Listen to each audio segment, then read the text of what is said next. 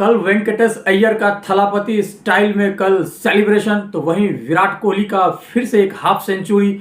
तो कल पंजाब किंग्स का सपना हुआ चूर चूर। जो पंजाब किंग्स आईपीएल 2026 के स्टार्ट में लग रहा था इनके कंपटीशन में कोई नहीं है, इन्हीं से सिर्फ इस बार सीजन बना हुआ है, वो पंजाब किंग्स आखिर ढेर कैसे हो रही है।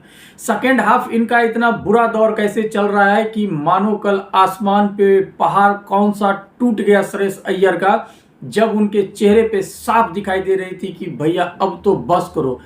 एक जीत और एक हार कितना मायने रखता है प्लेऑफ में जगह बनाने के लिए। सोचिए, कल की जीत के साथ अपनी प्लेऑफ में जगह ऑफिशियली पक्की कर ली आरसीबी ने, तो वहीं पे पंजाब किंग्स का सपना टूट गया।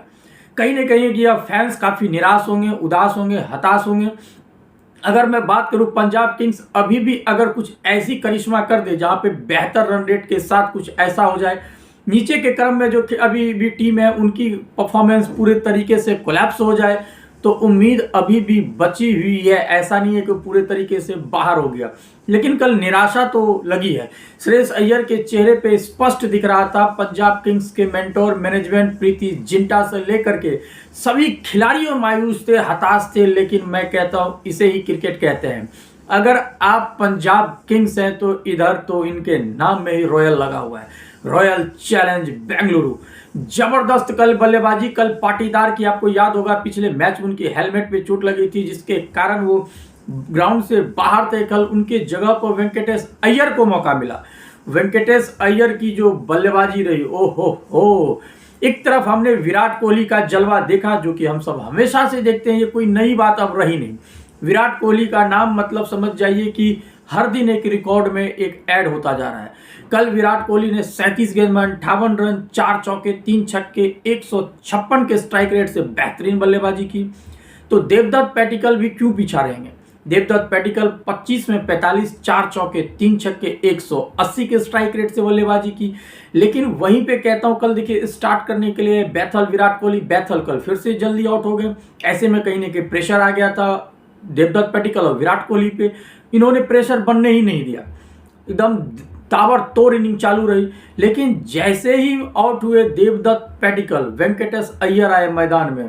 ओहो, वेंकटेश अय्यर का वही याद आया इनिंग जब वो कोलकाता नाइट राइडर्स की तरफ से खेलते थे। जबरदस्त बल्लेबाजी कल उन्होंने 8 चौके, 4 छक्के, 182 के स्ट्राइक रेट से 40 गेंद में 73 रन बना दिए।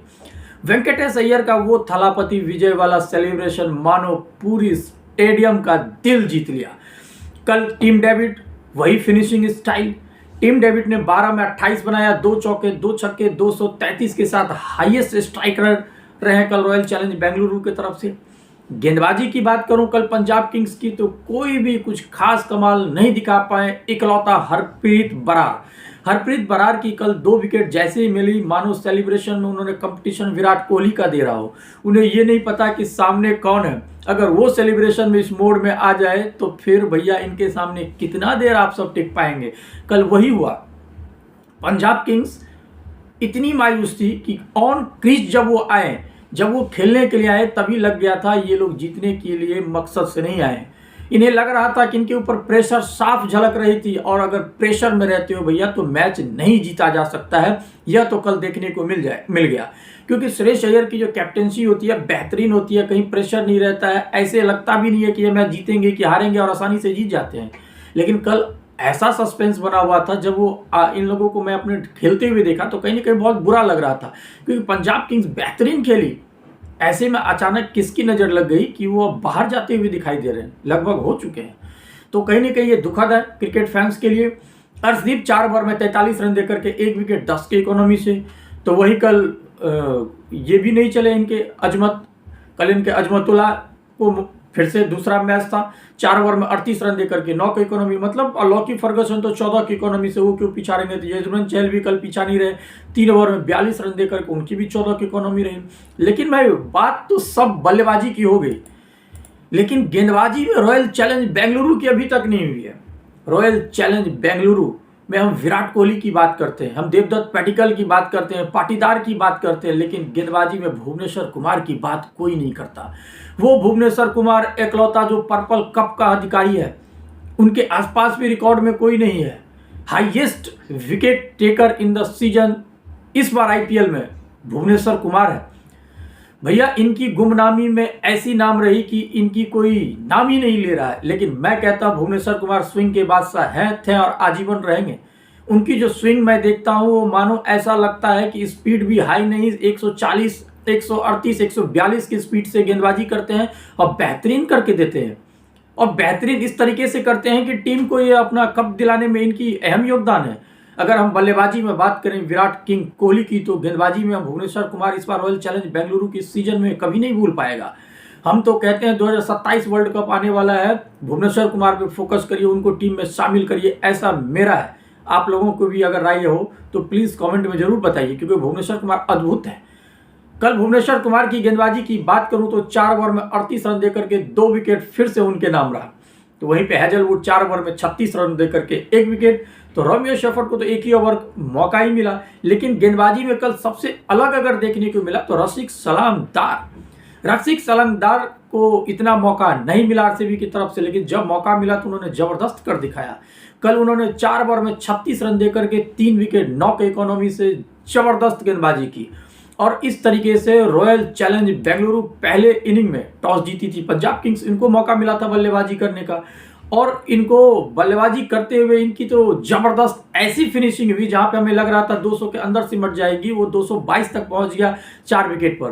तो वहीं पे पंजाब किंग्स के बल्लेबाजी करने के लिए आए तो कोई भी नहीं चला। Prashant Arya flop, Prabhsimran Singh flop, Cooper कॉलनी प्रयास की लेकिन बेहतर मतलब लंबी पारी नहीं खेल सके, 37 रन बना करके 22 गेंद में आउट हुए। श्रेयस अय्यर पे सबकी नजर थी, श्रेयस अय्यर क्या करेंगे, श्रेयस अय्यर भी नहीं चले, उन्होंने 3 गेंद में 1 रन बना करके आउट हो गए। तो कहीं ना कहीं निराशा लगी, क्योंकि टॉप 3 नहीं चलेगी। तो फिर मिडिल ऑर्डर ने कल बेहतरीन किया, बेहतरीन मैं कहता हूं इससे बेहतरीन और क्या हो सकती है। कल सेर्गे देखिए 22 में 35, मार्क स्टोनी की प्रयास 25 में 37। तो ईशान सिंह का कल बल्ला चला फाइनली। उनकी फील्डिंग की बात होती है कि कैचे बहुत छोड़ते हैं, लेकिन कल उन्होंने चौके छक्के की भरमार लगा दिए। चौके छक्के से याद आया, 4 चौके 4 छक्के ईशान सिंह के द्वारा 27 गेंद में 56 रन बनाए, 207 के स्ट्राइक रेट से बेहतरीन बल्लेबाजी। लेकिन वही कहते हैं कि अगर वो जीत में तब्दील नहीं हुई तो उस पारी को लोग याद नहीं रखा जाता है। कल यही मैच अगर जीत जाती पंजाब किंग्स तो ईशान सिंह कल सुनहरे अक्षरों में लिखा जाता। लेकिन मैं कहता हूं अगर टॉप 4 नहीं चलोगे तो मिडिल ऑर्डर कितना प्रयास करेगा, क्योंकि असल गेम तो पावर प्ले की होती है, और पावर प्ले में अगर फ्लॉप हो गए तो फिर क्या चलेगा।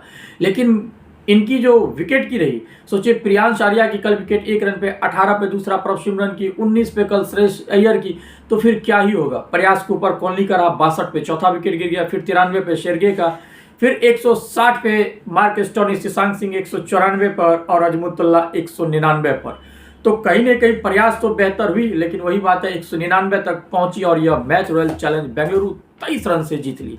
आज के लिए इतना ही, मिलते हैं अगले वीडियो में। आप लोग एजे स्पोर्ट्स नेशन के साथ बने रहिए। वीडियो अच्छा लगे तो शेयर करिए, लाइक करिए, फॉलो करिए। यूट्यूब से देख रहे हैं तो प्लीज सब्सक्राइब करिए। मिलते हैं जल्द फिर नेक्स्ट वीडियो के साथ, तब तक के लिए गुड बाय, थैंक यू। अपना बहुत बहुत आप ख्याल रखिए।